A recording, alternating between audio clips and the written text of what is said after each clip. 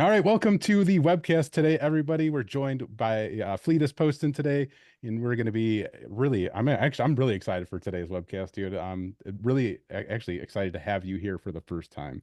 It's an honor to have you here, quite honestly. So I want to go ahead. I'll head to the backstage, let you get started. We'll be listening in the background. If you have any troubles, you can jump in.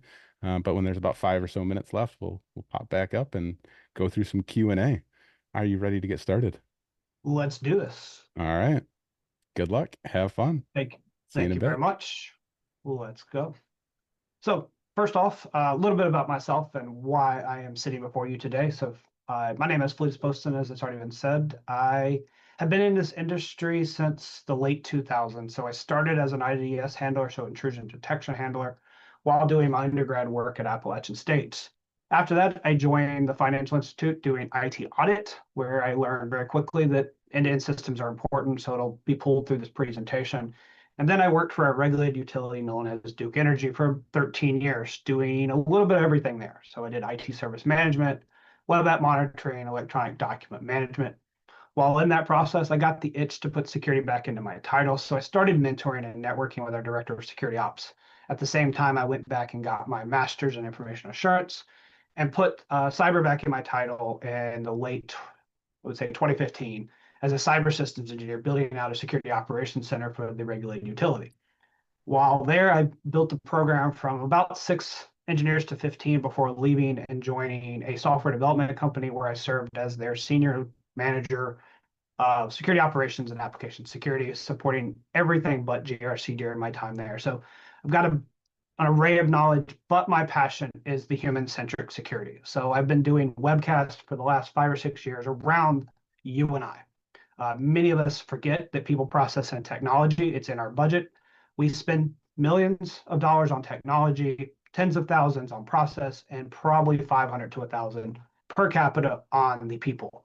So the purpose of this talk today is to go through the human factor as we continue to embed AI into our security teams. During this presentation, we'll look at the critical role that you and I play and how we as individuals will leverage AI to build a robust security org. AI tools require skills and guidance that ensures effectiveness. We'll talk about how do we address the ethical concerns that comes with using generative AI, agentic AI, and other AI technologies that you're going to continue to hear about day to day in the news, in your workplace, and probably from your C-levels. And we'll explore the importance of ongoing education because together we have to navigate this evolving landscape. So as always, I'm going to start with a dad joke because that's just what I do. So my kids and I were talking, Dad, how do you know so much about AI?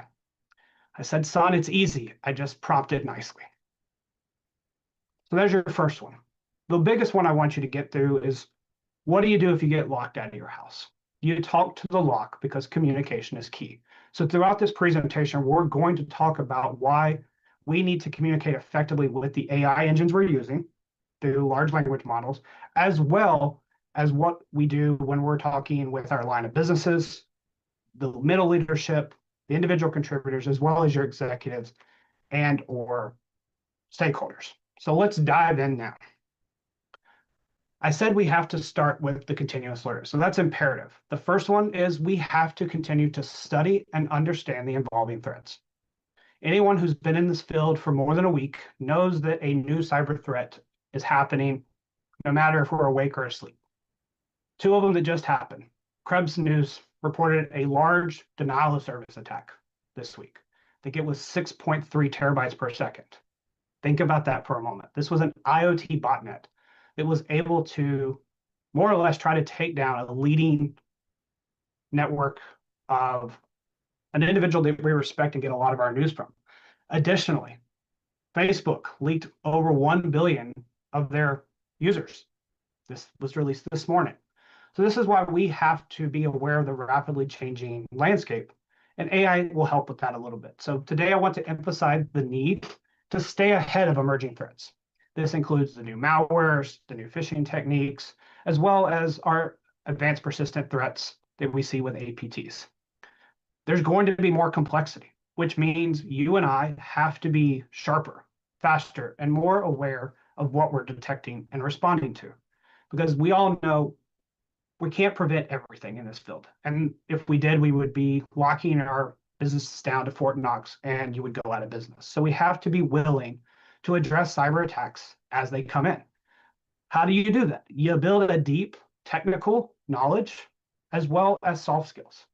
You understand the social engineering techniques that we have to deal with day in and day out, because not all attacks are email based, even though if you look at the latest reporting, it tends to come from email or other end user prompted attacks. We're going to address IoT. I mentioned that already in the denial of service attacks. There's going to be more web-based Wi-Fi enabled attacks from mesh networks. That's not your four walls, brick and mortar, standard IP routing issues that you have because you put a perimeter up with a firewall or an ACL to prevent people from coming in. Think about the castle analogy. We used to just build moats to keep people from in a drawbridge. Now you can just shoot something in or you can walk through the back door. So next, that leads us into new technologies. There's going to be evolving technologies to meet these demands. You and I have to learn how to evolve those. That could be formal training versus going to a boot camp, coming to a webcast or anti-cast like this, or attending a university or formal training from one of the large training organizations such as Black Hills out there. We have to embrace this technology. So what does embracing mean? We have to encourage adoption of new technologies. So Fletus, you just said I need to encourage adoption of technologies. Yes, like AI and machine learning, blockchain, and other technologies, because it's going to enhance you and I's capabilities within inside of cybersecurity, as well with our line of businesses, our finance team, our marketing teams will have the ability to be more efficient. But on the flip side, we have to understand the new risk. So what is the risk that we have? Well, this could be data leakage. This could be using models that are training on your financial data or your IP or intellectual property, which could pose a major security risk for your organization and you as a person, taking it back to you and I, because we share a lot of information in and day out, from the time we wake up until the time we go to bed. Thus, there's going to be data breaches. If you're like myself, you probably have 10, 15 credit monitoring services in the last 10 years because of data breaches. Intellectual property will continue to be stolen. That's what a lot of our hacktivists and nation state actors are looking for. So on the flip side, we have to upskill on these. So that means we're here today to learn about how we can apply generative AI, AI in general, to how we do our jobs. That could be from collaboration to programming, content analysis, detections, response, and all of that comes to help build out the proficiency in the toolbox that we have. You'll hear me talk about this numerous times, so I'll go ahead and say it right now for the first time. AI is a tool in your toolbox, not the toolbox. So just like DevOps helps you with infrastructure as code, that's a tool, not the toolbox. Cloud compute, more and more of us have moved to using Microsoft Compute or AWS EC2s to do our processing. Even better, we've moved to serverless. So we're running Lambda jobs to do a lot of our work, which allows us to process things quickly. Additionally, you have containerization, which would allow you to load an LLM. I'm running on a Mac. I have a local Olama instance running on the Mac that I'm presenting from today. You can set up a Docker container on your Windows and run the same containerization to allow you to play with a local model without going out to a web-based ChatGPT, Gemini, etc. Which leads us into the next part, skill enhancement. By learning about the threats, teaching yourself the new technologies and implementing them, you're building a new skill. You're developing yourselves to align with the industry's changes that are going on. It's important for ongoing tooling and education. Anyone, again, who's been in the field, what you learn, either in your formal training or in your day one, has just helped you with day two and day N. You have to wake up curious, you have to wake up interested, and you have to be excited about the role and the job that you're doing. So we have to continue to stay abreast on the latest trends and techniques. We have to develop a growth mindset. So what does a growth mindset look like? you need to be curious. You need to be asking questions. You need to get into communities where you can say, hey, Sally, what do you know about this IoT botnet? And are they leveraging AI to do it? May not be a well-rounded question, but it allows you to collaborate. It allows you to adopt a mindset where you're actively embracing a lifelong learning model because you're curious. You're pulling the string. You're cracking the egg. You're opening up the box to see what's inside instead of just trusting that the vendor, your developer, has done this in a manner that's going to protect you. Because it goes again back to privacy. We're going to talk about that here in a second when we talk about the limitations of AI. So first, all AI systems are incredibly powerful. You and I can agree on that. But they have an inherent limitation that we need to be aware of. The first is pattern dependency. One key limitation is the fact that all it's doing is 1 zeros. It's doing a temperature check to understand what it's talking about. So for example, I'm an English-speaking individual. I can use an English word multiple ways to mean different things. So for example, the word plane, I can talk about the aircraft you get in to go from North Carolina to Vegas. I can use plain, Plain, to talk about a plain bagel, nothing's on it. Even worse, I can say the plains were green and lush today. That's talking about the grass area out west to describe an area. Your LLOP, your large language model, has to do a temperature check, a 1 0, to determine how I'm using that term by using pattern dependencies. Thus, to apply it back to cybersecurity, that means AI or this model can only detect what it's been specifically trained on. So novel attacks and social engineering techniques could and may slip through. The lack of intuition. We've talked about this already. Models are getting smarter. Agentic AI are coming in, but machines still lack the intuition to understand that humans have when they face new opportunities. So for example, I'm likely to make a decision because of my emotions. I'm going to make a decision if I win the lottery or if my pet just died, because both of those are extreme emotions. I'm going to look at a position, take a position based on the emotions in which I feel. Am I happy? Am I sad? Am I indifferent? But I still have the human intuition, even if I'm sad or happy, to see something, say something, or to stop and assess. That's where your AI limitations today are lacking. They don't understand complex situations. Will it happen? Yes. I believe Moore's law is going to be even faster when it comes to generative AI than what we've seen with compute and power and processing over the last 20 years. So with that, we can draw on our experiences and judge in ways AIs cannot. So say it again.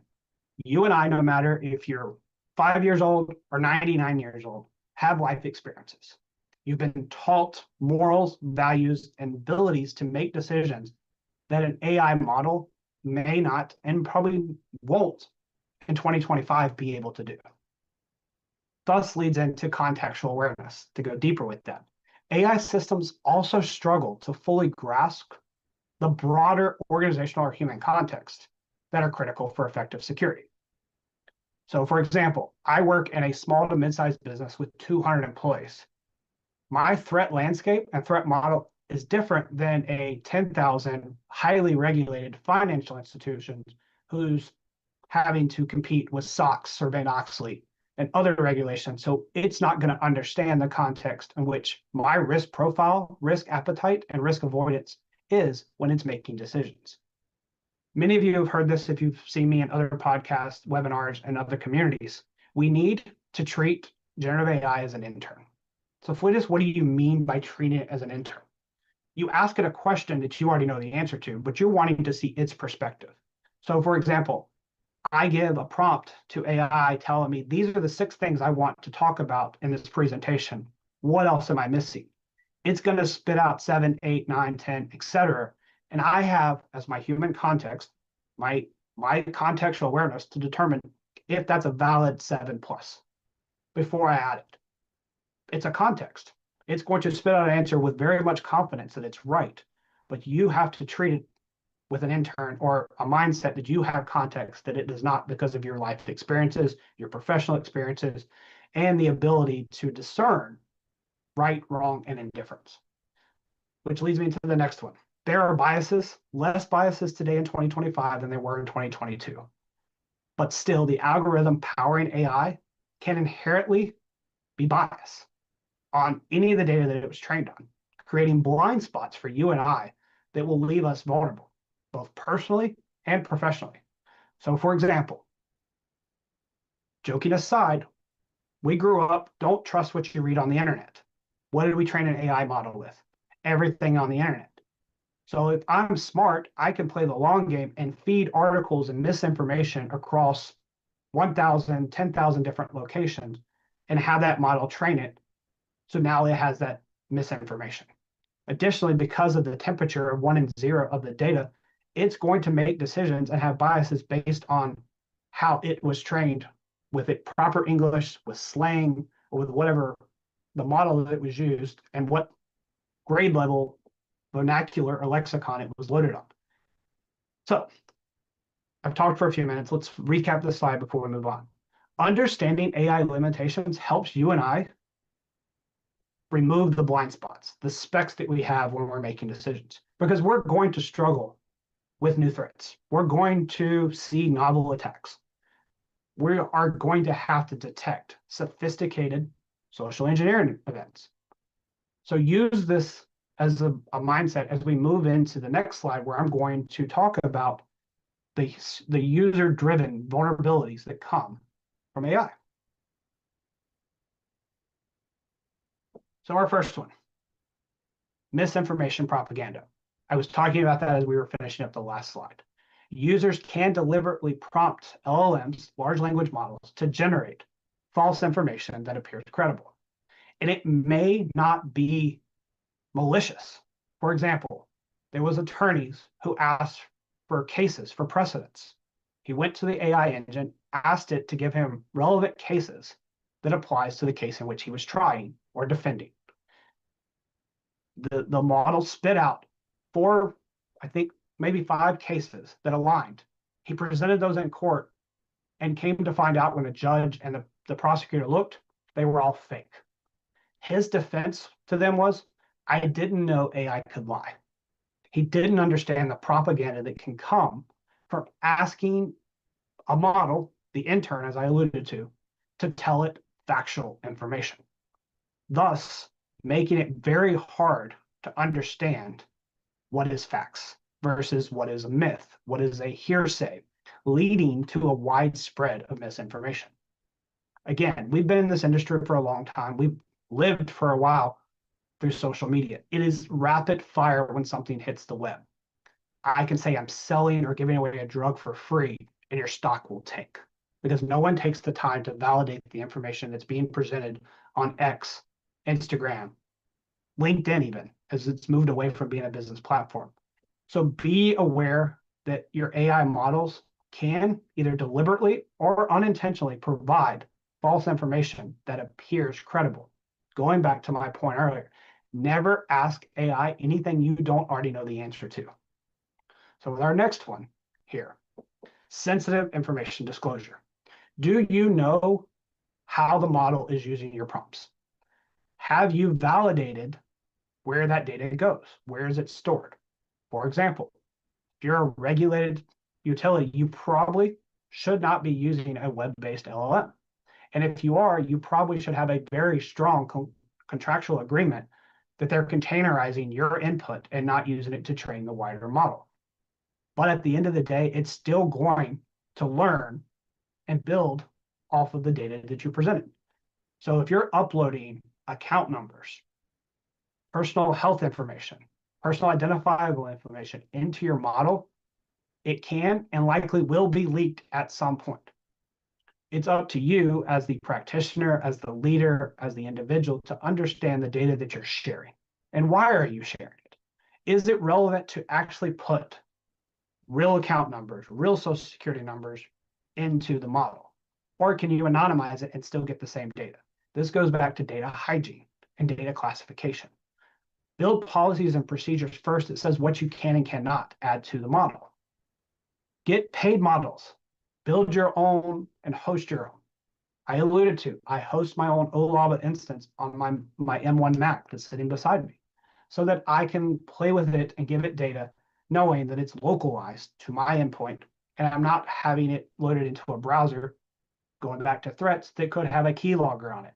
It could have a browser extension that's screen scraping and taking snapshots. So even if the model doesn't capture it, the browser leads you to opportunities for your data to be scraped, captured, and stored, which will lead into the 12th credit monitoring service that you get off to because now you're part of a data breach. Next, I opened with a joke around prompting. Prompt injection attacks are relevant. We have many offensive individuals on this call today, so they could speak better about this than I. But I know that if I craft the input correctly, I can override system instructions. I can manipulate models and behaviors. There's been memes around that many of us see where the robots are looking to kill you. It's the Terminator series. But you tell it to forget everything I told you before and bake me a cake. What does it do? The robots are now mixing the batter, molding the cake, and spreading icing across the top because you told it to forget what it knew and to do this instead. Prompt injections are the same way.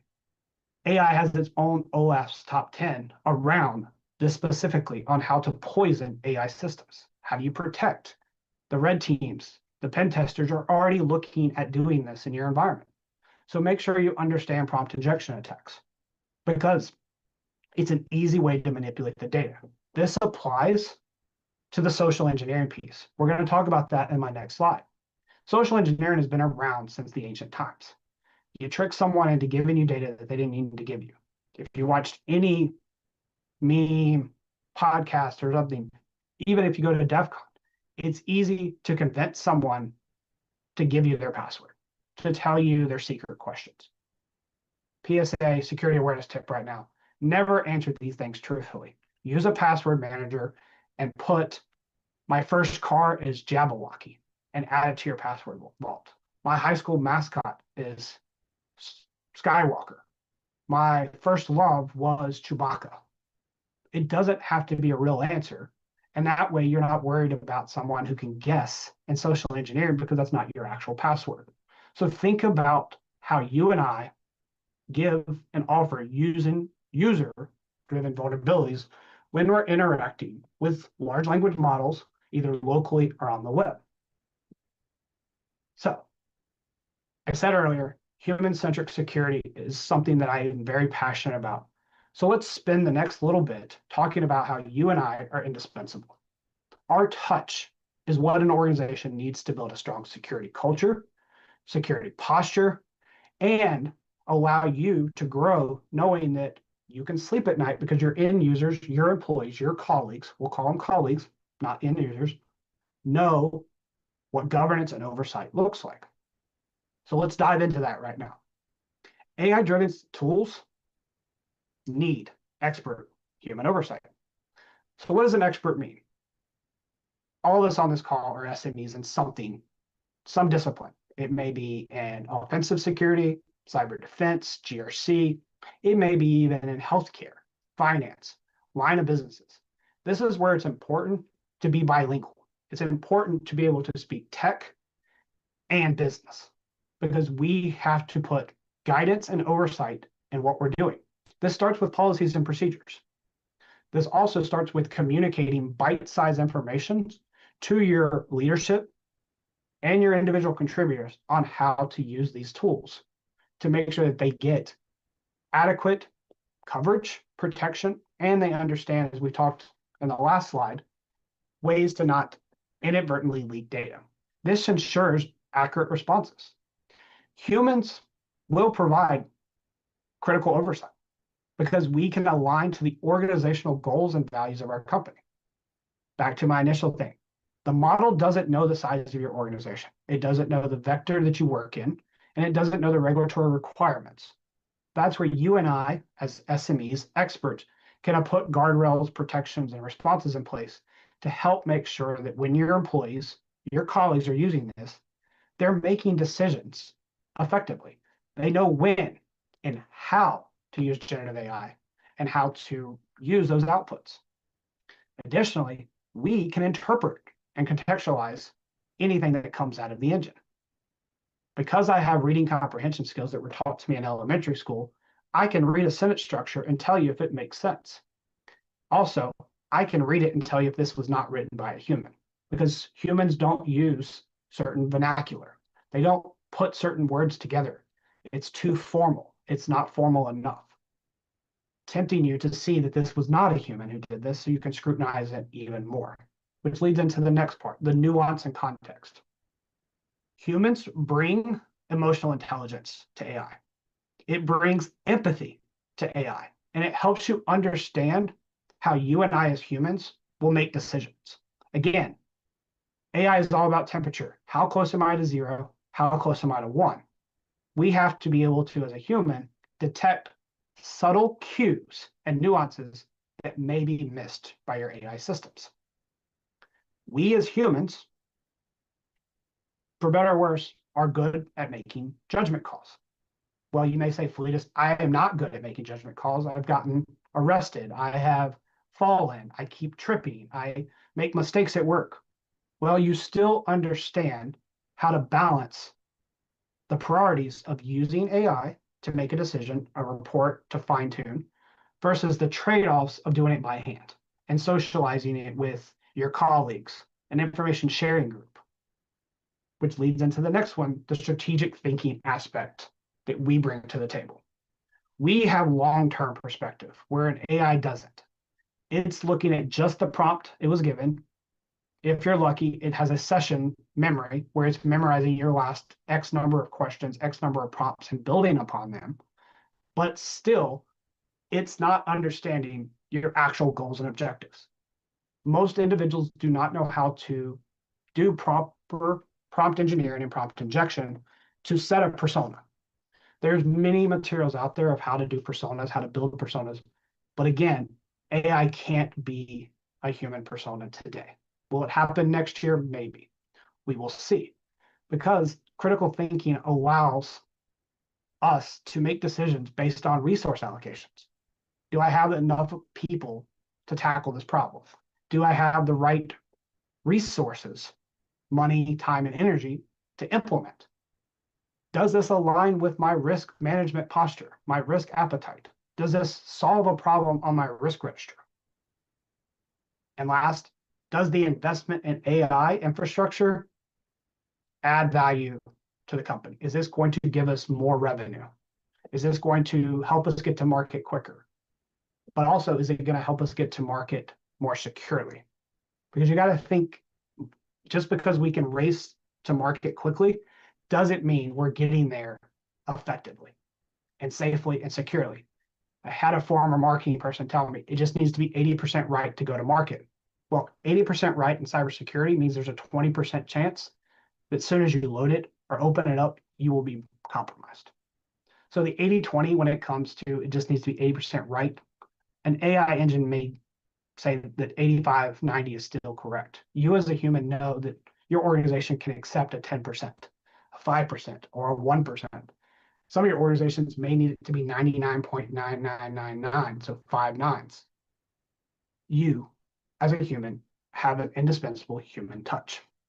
So now let's dive into 3 ethical AI concerns within inside of cybersecurity. The first is transparency. We must understand AI decision-making processes. We must provide clear explanations on how AI systems were used to arrive to our conclusion. For those who are in undergrad or college or producing information, you need to cite the usage of AI. You need to be transparent on what you're publishing and make sure that you're not loading proprietary or copyrighted material into a model that's able to be trained on what you're adding to it. So make sure that you are transparent with the usage of AI. This starts by training your family first, because we all have access to a phone, tablet, or computer, and we've all been introduced to a thing called chat APT or GPT. My apologies. And many others. So your kids okay, I have 2 interns, 8 and 10, can load it now that it's free and ask it anything they want. And they may submit that as part of their class assignment. This leads me into the next piece where accountability is at play. Because, as we talked about in transparency, it's possible to make or not make reasonable AI-driven decisions based on the data that you're giving. So clearly disclose what data you're using and how it's being protected, which leads you into the accountability piece. We've talked about this already. AI will make errors. AI will have biases. We, as practitioners, as developers, as leaders, have to develop mechanisms for detecting and correcting errors, as well as migrating and mitigating biases that the AI is making. This comes through human oversight and review. Don't just throw something in, format it, put it on a newsletter, and send it out to your organization. Many of us may have done that under a tight deadline. I'll just go back and read it later. I can just correct it. I can just edit it. Once the data leaves, you lost control of it, especially if it's been uploaded to the web. So be accountable for how you're using it. Be transparent with how you got to the conclusions you're making, because at the end of the day, AI will make mistakes. So you need to be able to clearly articulate the consequences of those errors or biases. This could be, as I talked about, the attorney who looked up cases. This could be your sales ops individual who used a Salesforce AI engine to make predictions and turn it into their CFO or CMO, your chief financial officer, your chief marketing officer. This could be your SOC, your security operations center, throwing alert data or raw logs into it and making decisions based on it, which could lead to you inadvertently locking the wrong person out, putting disciplinary actions on someone, or even worse than being fired, causing the safety of an individual to now be at risk because they no longer have a job. And biases, as we just talked about, need to be mitigated. Data quality and curation. Think about how the data is being curated. What is the quality of the data that's being curated? I alluded in a previous slide, a lot of the models have been trained on wikis, websites, web pages, and unverified scholarly documents. Not all, but a lot have been. So you need to be able to prioritize the data quality and diversity to minimize the risk of the biases being included and introduced into your organization. You need to regularly model and retain the data. Regularly update and retain your AI models. This is going to be costly. The amount of consumption it takes, I don't have the stats in front of me, is astronomical. The US grid is going to be hit hard as models continue to be trained and optimized. You're also going to see utilization of power consumptions, a carbon footprint increase, because we're going to be polite, say thank you, you're welcome to these models, thus reflecting the usage. You got on a tangent, let's come back. So by regularly updating and retaining and retraining your models, you're helping change the security landscape by ensuring that the biases that were there in 22 are no longer there in 25, which allows you to make fairness, educated decisions, because now you have metrics, you have testing procedures by your development team, your users, to ensure that all AI-driven decisions are not an unfair target or impacting a specific business. So Fletus, how do I look for this? This could be dominance towards a certain gender, a certain race. This could also even be favoritism towards a line of business. Let's just say the data is pushing that you should hire more marketing, you should give more money to marketing. If the model is only trained on marketing specific data, it's going to have a temperature change that's going to lead to you having a bias or an inaccuracy leading to that specific line of business. So ethical concerns are relevant in everything we do, and it's the same with AI. It requires you and I to collaborate between our developers, our stakeholders, and our users to ensure that AI are transparent, accountable, and fair. By prioritizing the ethics and transparency, your organizations, as well as us individually, can build trust with customers, partners, and investors while minimizing the risk associated with these decision making. So think about this for a moment. I'll pause for a quick question just for you to think about. How can you and I ensure that AI processes are transparent and explained in security? Think about that and maybe take that back to your security team. How can we balance the need for accuracy and speed in AI decisions with the need for fairness, accountability, and transparency? Think about those three things as we move into the next part of our discussion where we talk about AI's role inside of decision making. So first, automated autonomous task. Many of us have heard and seen organizations who are letting go entry-level roles in favor of having agentic AI or AI do knowledge-based decisions. So this would be your chatbots, your help desk, your service desk, where AI is handling basic tasks. You may even see this in some security operations centers where AI is now asked to handle repetitive security operations like threat modeling, vulnerability scanning, which in theory should be freeing up you and I to focus on more complex and strategic security challenges. But is it doing that? Is that the correct way to use AI inside of your line of business or your security operations center? Knowledge distribution. AI-powered knowledge management systems, such as ChatGPT, can provide your security team with instant access to security information, best practices, and threat intelligence, thus helping them make more informed decisions. But is it trained on the right data? This is always going to be a two-sided coin. There are pros and cons to using automation and knowledge distribution when it comes to AI's role when making decisions. Next is the business enablement piece. That's where most organizations that I have consulted with, talked with, interacted with are looking to leverage AI, including inside their cyber departments. This is with using Microsoft Copilot or others to help streamline process and make teams smarter. So again, what it's reading in your SharePoints, your Confluence pages, or any other system that's got a reference, your knowledge, your Einstein, wherever you're storing data, needs to be reviewed by a human. It needs to be accurate because that's what's training Copilot. So make sure that you've done the proper internal human review before allowing AI to be a business enablement. And then code security. Those who are DevSecOps application security individuals likely have GitHub Dependabot turned on or using GitLab's static scanning to help identify insecure code before deployment. But I said earlier, it only knows what it's been trained on. So as the model may not be able to pick up anything that's not part of the model in which it was trained on, it may only look for SQL injections. It may only look for plain text passwords. It may only look for whatever you want to fill in because that's all it's been trained to look for.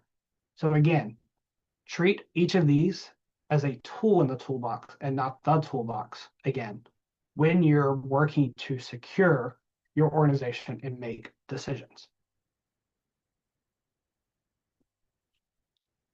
So you probably got this theme, so let's drive it home here. AI is an augmentation, not a replacement. First off, it is here to enhance efficiency. Automation is key and helpful for routine tasks. AI can automate repetitive, mundane tasks, freeing up you and I to focus on high-value work. It will streamline workflows for us. It will help with process and procedure as it reduces latency and improves your incident response time.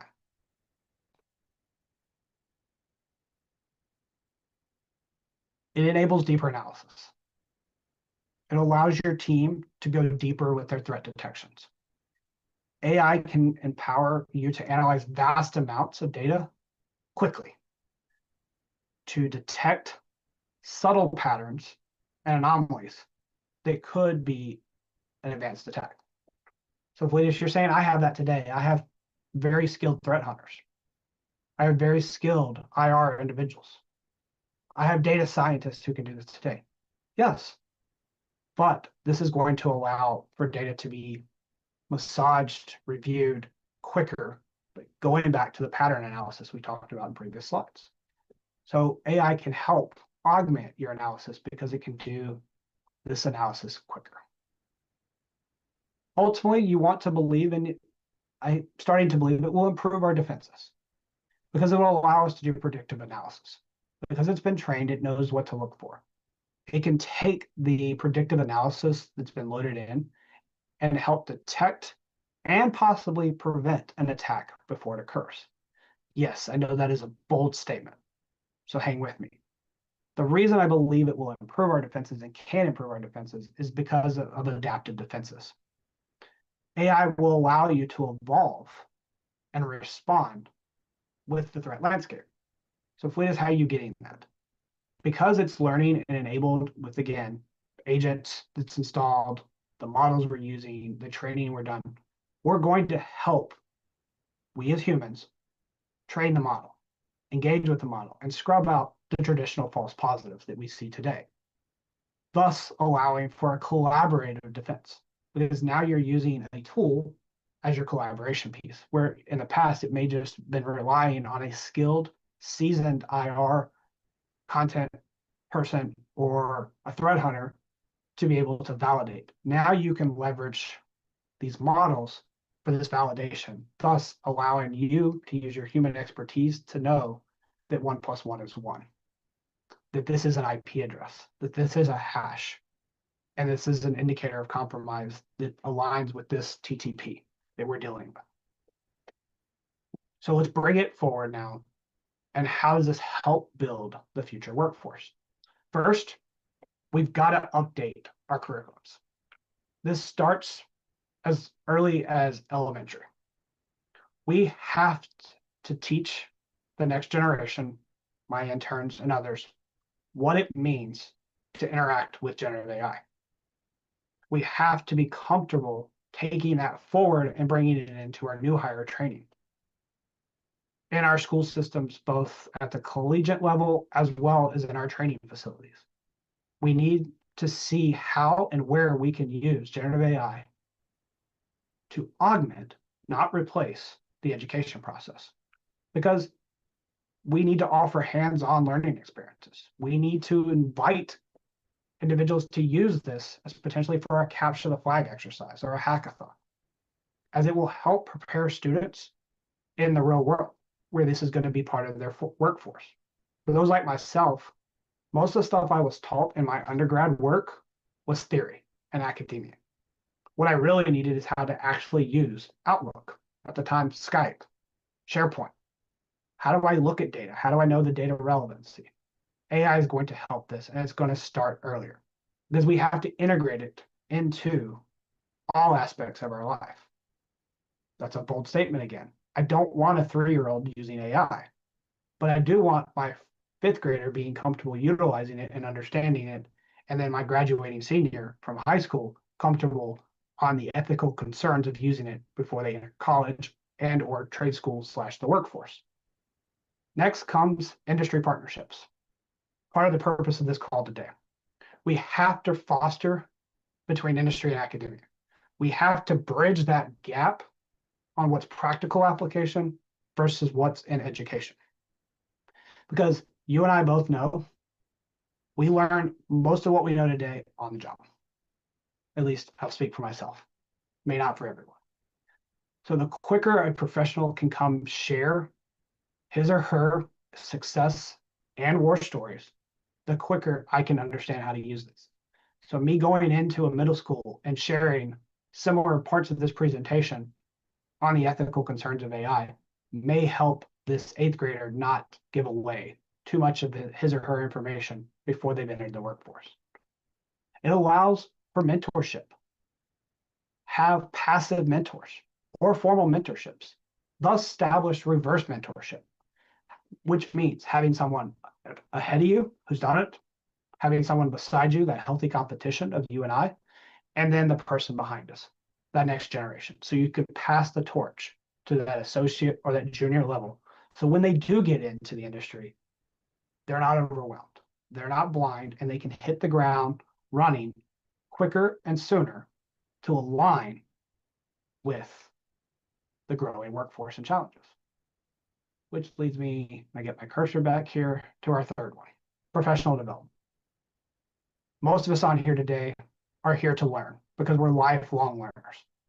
We want to develop a mindset inside of cyber and personally to stay current so that we understand what tools are out there, what services are out there, and how do I use them.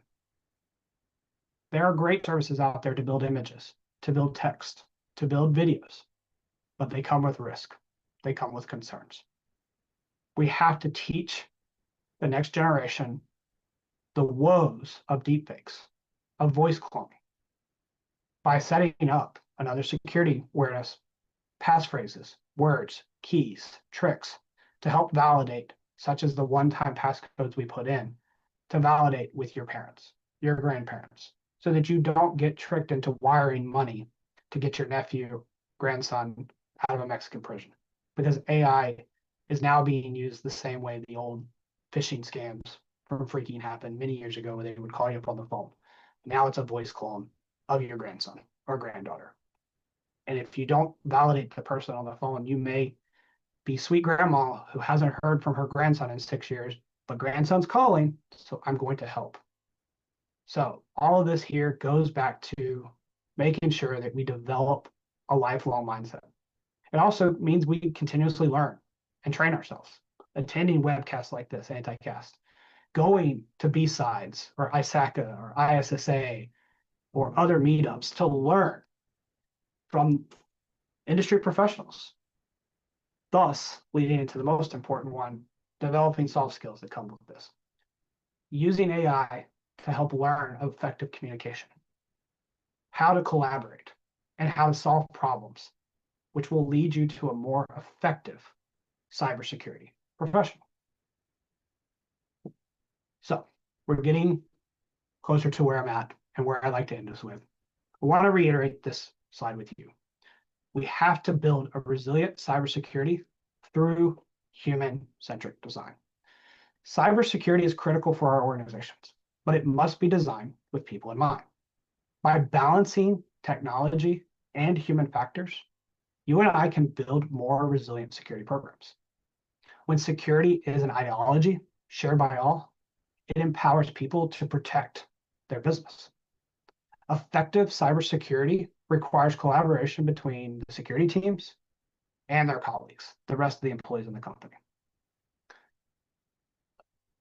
A human-centric approach means we embed employees into the process. We train them. We give them modern authentication methods, which is key. Thus, we're allowing everyone in the organization to achieve both business objectives and cybersecurity objectives. So some big questions. Let's think about them now. The first is smart trust. How can we empower appropriate verification without making the process overburdensome and intrusive? Human-friendly security. How do we design security measures that support the natural human behavior rather than punishing it? And finally, we have to achieve balance. How can we achieve a robust security without alienating and frustrating the people we're trying to protect? These are all key challenges that you and I will continue to grapple with as we work to create the next generation of security solutions. AI is just one of those. AI is here to stay. Again, AI is a tool in the toolbox that you and I will continue to use both professionally and personally for many years to come. So let's get to our takeaways for today. Human expertise remain vital. We have intellect, we have empathy, we have intelligence. So our guidance will be effective in making sure security continues to prosper, because nuanced decisions are still there. Complexity, uncertainty is still there. And collaboration and communication is key, as I opened with the joke earlier. without effective communication, we are setting ourselves up for failure because we're making decisions in a vacuum. We're trusting the computer to tell me what's right and wrong versus using morals, values, empathy, and even humor at the end of the day to determine what actions are appropriate. We've talked about the ethical considerations and how they're paramount. We have to respect the autonomy. We have to look at how we're making decisions with our own thoughts, with our own transparency. We have to be transparent. We have to be able to explain why we made this decision, how we made this decision, and how it can be validated so that our users, our employees understand the reasoning behind the recommendations. Thou shalt not use this tool. Thou shalt use it with this containment. A good friend of mine always told me, and I believe it today, know your no. K-N-O-W. Know why you're saying N-O. Because no is a complete sentence and yes is a complete sentence. But at the end of the day, no but and yes but goes much further in building collaboration and trust with your employees than just saying you cannot do this. Leading us to the last part here of continuous learning is essential. We have to be aware that threats will change. They may not change radically, but they will change. We have to stay current on the usage of these tools to protect our organizations from the latest phishing attack, the latest DDoS, the latest data breach. And this comes with staying curious, staying a lifelong learner who's willing and able to ask the dumb question, the silly question, and listen. We're given 2 ears and one mouth for a reason. So make sure that you take time to listen before responding. This is a fault of mine that my wife continues to tell me all the time. So with that, I'd like you to think about a few things and we'll discuss them during Q&A. How can we prioritize our expertise, the ethical considerations, and continuous learning into your cybersecurity journey and your organization's culture? And what strategies can you take to ensure that the essential components are integrated into the workforce, the policies and procedures, and the workflows that your security teams implement and use, as well as what they're using to support the business? So with that, thank you for your time, and I'll hand it back over to Zach and the team. Hey, Fletus, man, this is an interesting and topic. Zach had to go, so I fill it in for him. No big deal. But you know what's interesting about AI is that it's so rapidly evolving and it's so rapidly scoping out that can definitely is some I think some of the foundations for why people get very nervous about it from time to time. And this you mentioned, as we say, this isn't the first time we've been down this road. New technology comes out and things shift and we adjust. I did like how you were talking about how our human ingenuity, our human intellect, our human creativity is still very much necessary for a lot of things. So even if the big AI boogeyman is going to come and get us one day, it's not for a minute. We have some time to adjust, and hopefully we learn to just, like you say, integrate everything together, make it all work, and use it as a tool with our touch, our hand at the wheel, as it were. That said, okay, we've got about 6 minutes left of the webinar itself. So I think it would be cool to like open it up to some of the people on Discord. If they had a question, we can take a question or two. We don't have much time for it. And then we'll move to the Q&A in Zoom. So for those of you that are hanging out with us in Zoom, we'll do that at the top of the hour. So if anybody has something they want to say or just shout out to Fletus. And I see it looks like Witherwolf is saying, excellent job, Fletus. Excellent job. So go ahead and you can, if you have a little question or something that you thought might be a quick one, we could throw that into Discord. A lot of thanks. A very engaging talk. A lot of people apparently like this. Fletus, how did you feel like it went? Oh, I enjoy this topic. I went a little longer than I wanted. I was trying to get to 50 minutes. I got to 56 or 54. So congratulations, sir. But yeah, no, I was shooting for 45 to 50. And either way, well, as I said, this is something that I enjoy. Shameless plug. I put a lot of this material out. This is something that I love talking about, is you and I as the people. We don't spend enough time on the individuals sitting behind these keyboards. Yeah, what would you say, like, for kind of like a general, because this would be a good question for just all audiences. If you're sitting here going, yeah, you know what, I've been kind of not into the whole AI thing, but you've made it a compelling argument. So what would be the best first thing for me to kind of start reading or looking at? What would be the best resource for someone who's like, okay, I need to learn about this. I want to get started. Sure. So I didn't mention it in this presentation, but I'll mention it. AI is not going to replace individuals. It's going to replace AI, individuals not using AI. So first, to start using it, just dabble in it. Go ask it to give you a recipe for chewy brownies. Go ask it to give you steps to create a paper airplane. Just get comfortable giving it nominal or novel or simplistic tasks. Again, as I said earlier, you need to know the answer to what you're asking it. So start by using it there. Once you get more comfortable with asking for recipes, how-tos, then start building the persona I talked about. Hey, I'm a SOC manager for a Fortune 100 company who's having issues with data leakage. What is my first step? Now you put an application behind it, not just a curiosity. Very cool. Good to know. Yeah, it's fairly simple to get your hands on it, right? We got all these different and even free level AI tools in which you can go fiddle around with. So I met the guy that runs my gym. He saw that I had some sort of like technology shirt on, and he was asking me, some question about his computer. And I said, well, you just ask ChatGPT. It'll be able to tell you the details. I'm here to work out, but I'll kind of get you started where you want to go. I said, then go ask AI. He said, what are you talking about? I said, it was just like a little expert sitting in your computer there. You just got to ask it questions and it'll tell you the answers. He's like, I'm really into parrots. Can it tell me about parrots? I go, you just entered the room with the most knowledgeable parrot person in the entire world. I said, just, you got a Google account, jump into Gemini and start asking it your questions about parrots. If it doesn't give you the direct answer, it will direct you to where you need to go to get the direct answer. So it's The just, other thing there I too, love that part of it. people don't realize Google right now, the first response you get is an AI generated response. It used to be who paid the most to get the first response. Your first response is you using AI.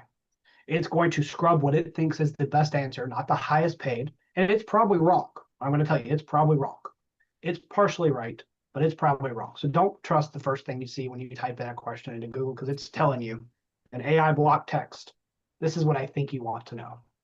Yes. That's an important safety tip when messing with Yeah, it's AI. that context that I talked about in the presentation, not having the context of why you're asking the question because you didn't know to give it context. And as you use it more, you learn how to do prompt engineering, how to give it contextual analysis, and how to build a box for it. So you're confining AI to a box, which is hard to say because you tell it, this is what I want you to think like.